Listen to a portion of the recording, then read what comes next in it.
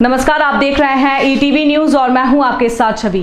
सहकारी समितियों के कार्यरत कर्मचारी अपनी लंबित मांगों की निराकरण नहीं होने के कारण अनिश्चितकालीन हड़ताल महाआंदोलन की राह पर आ चुके हैं, जिसके कारण जिले भर के 300 से अधिक संस्था कर्मचारी, विपणन संस्था, विक्रेता, भंडार विक्रेता समूह के कर्मचारी अनिश्चितकालीन हड़ताल पर उतरने के कारण जिले भर का राशन कार्यालय से लेकर खाद तक का कार्य प्रभावित हो गया है, जिससे ग्रामीणों को इनके हड़ताल पर जाने से परेशानियों का सामना करना पड़ रहा है।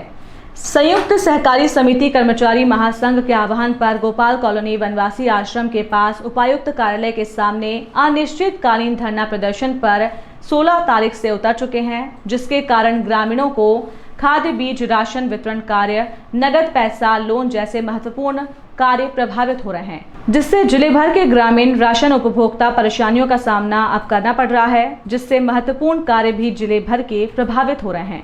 वहीं उन्होंने सरकार को सीधे शब्दों में कहा है कि चुनाव भी आगामी दिनों में आने वाले हैं, जल्द हमारी मांगे पूरी नहीं हुई तो इसका खामियाजा सरकार को भुगतना पड़ेगा।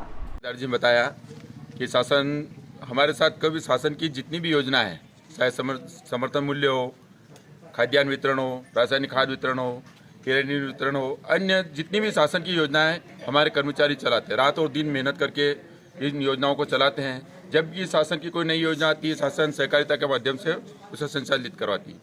कोरोना जैसी महामारी में भी हमारे कर्मचारियों ने बहुत तन मन से काम किया। कोरोना में जब लोग बाहर निकलना पसंद नहीं करते थे, उस टाइम हमारे कर्मचारियों ने गेहूँ खरीदी की और खाद्यान्न वितरण किया। ऐसी स्थिति में भी इतना कार्य करने के बाद भी शासन का सहकारिता कर्मचारी की ओर कोई ध्यान नहीं। सहकारिता कर्मचारी के लिए न तो कोई स्थायित्व है और न कोई पेंशन सुविधा, कुछ भी नहीं है। यदि एक सहकारिता कर्मचारी की आज मृत्यु होती है, कोरोना में कहीं हमारे साथी चले गए, मृत्यु होती है, तो उसे एक भी पैसे का फायदा नहीं।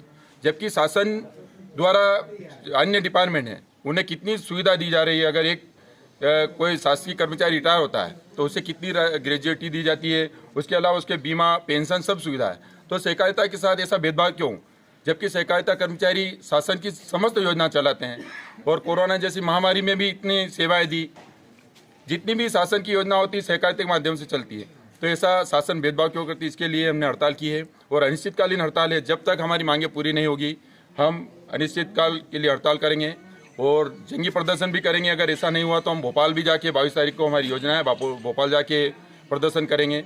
जब तक शासन हमारी मांगें नहीं मानेंगी, हम अडिग रहेंगे। ना तो खाद्यान्न वितरण होगा, खाद, टोटल जितनी भी योजना है अभी बंद रहेगी। अभी चुनाव भी आ रहे हैं। हाँ, अभी चुनाव भी आ रहे हैं, तो हम भी आशा करते हैं। माननीय शिवराज सिंह जी 18 वर्ष हो गए जब हम इतनी हड़ताल, बार बार हड़ताल करते हैं, तो उनकी निगाह हम पर क्यों नहीं पहुंच रही? केवल योजना चलाना उनका कार्य है। तो शासन से हम यही चाहते हैं कि कम से कम इन कर्मचारियों को के हित को देखते हुए इनकी मांगे पूरी की जाए। और चुनाव को देखते हुए भी, क्योंकि चुनाव बिल्कुल नज़दीक है, तो माननीय शिवराज सिंह जी को सोचना चाहिए। आम जनता पर इसका क्या असर पड़ेगा? आम जनता पर बिल्कुल फर्क पड़ेगा भैया। खाद्यान्न उनको नहीं मिलेगा, खाद नहीं मिलेगा, शासन जितनी भी योजना है उनको उन योजनाओं का फायदा नहीं मिलेगा। अभी एक गरीब परिवार, हम भी चाहते हैं गरीब का नुकसान नहीं हो, गरीब को खाद्यान्न समय पे मिले, बाकी शासन हमारे साथ ऐसा करे, हम क्या करें?